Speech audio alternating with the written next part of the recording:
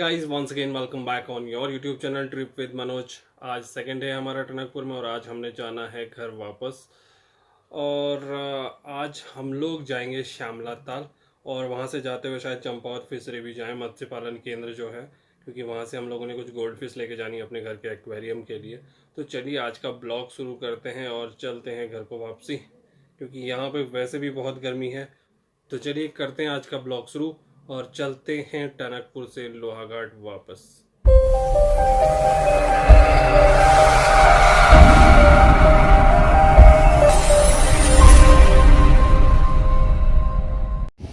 तो आज का सफ़र शुरू करते हैं गाइस, लेकिन पहले फ्यूल डलवा लेते हैं और हम लोग जा रहे हैं श्यामला ताल।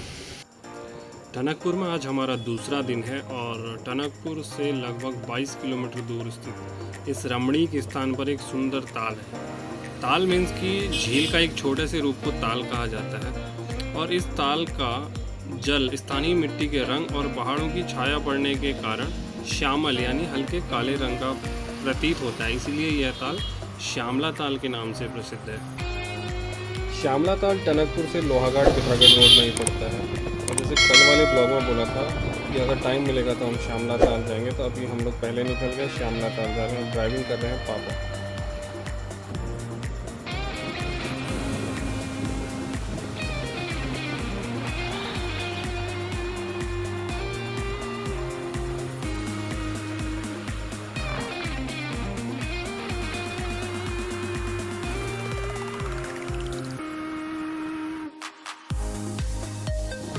जुलाई का महीना है, टनकपुर में बहुत गर्मी चल रही है, लेकिन जैसे जैसे हम लोग पहाड़ की तरफ ऊपर चढ़ते जा रहे हैं वैसे वैसे मौसम से राहत महसूस हो रही है।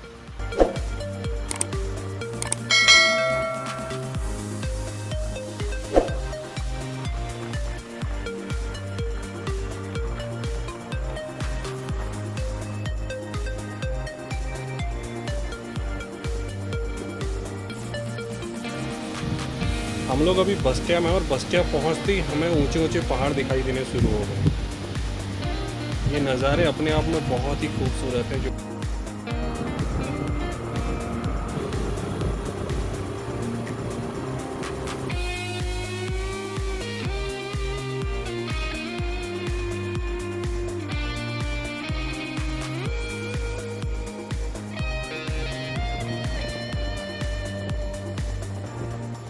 यहाँ से टनकपुर का व्यू बहुत ही सुंदर आता है।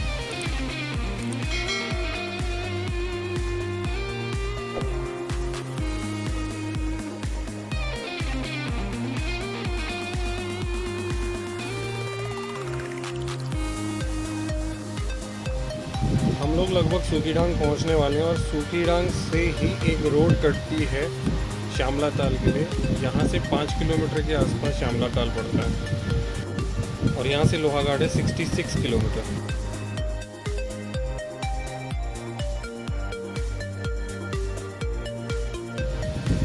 यहाँ से ये रोड सीधे निकल जाती है लोहाघाट को और राइट साइड में जाती है श्यामला ताल के लिए।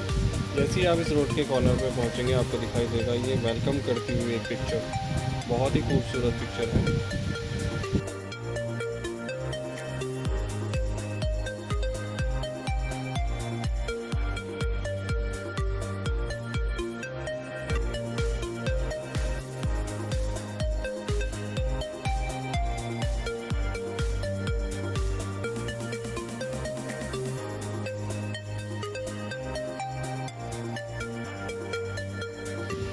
फाइनली हम लोग श्यामला ताल पहुंच गए।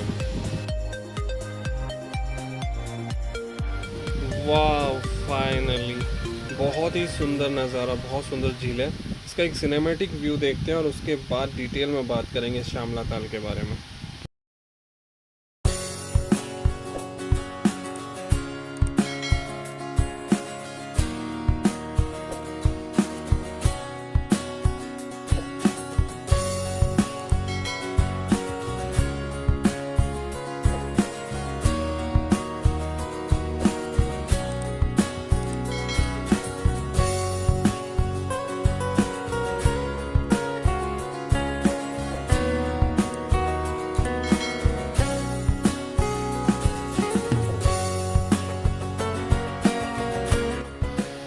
जो पानी में आपको मिट्टी और पेड़ों का रिफ्लेक्शन दिख रहा है और जिसकी वजह से ये कलर बन रहा है श्यामल, तो इसीलिए इसको श्यामला ताल कहते हैं।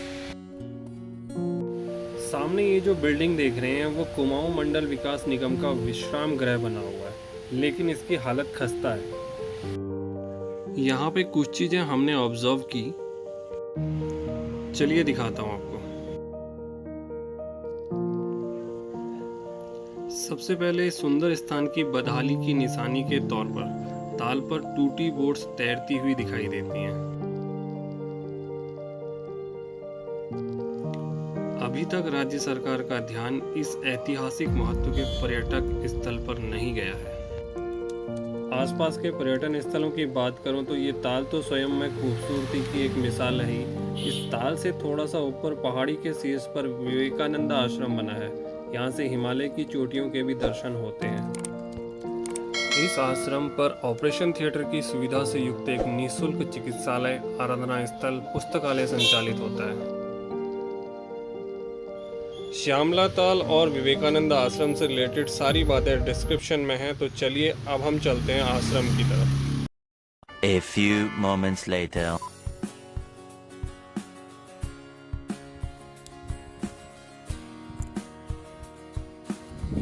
सन 1899 ईस्वी में स्वामी विरजानंद प्रबुद्ध भारत मासिक पत्रिका के प्रकाशन में स्वामी स्वरूपानंद के सहायक के रूप में लोहाघाट के नज़दीक अद्वैत आश्रम मायावती में नियुक्त हुए और सन 1906 से 1914 के बीच स्वामी विरजानंद मायावती आश्रम के अध्यक्ष रहे और उन्होंने यहीं रहकर पूरी ऊर्जा और समर्पण के साथ स्वामी विवेकानंद के संपूर्ण साहित्य को प्रकाशित किया।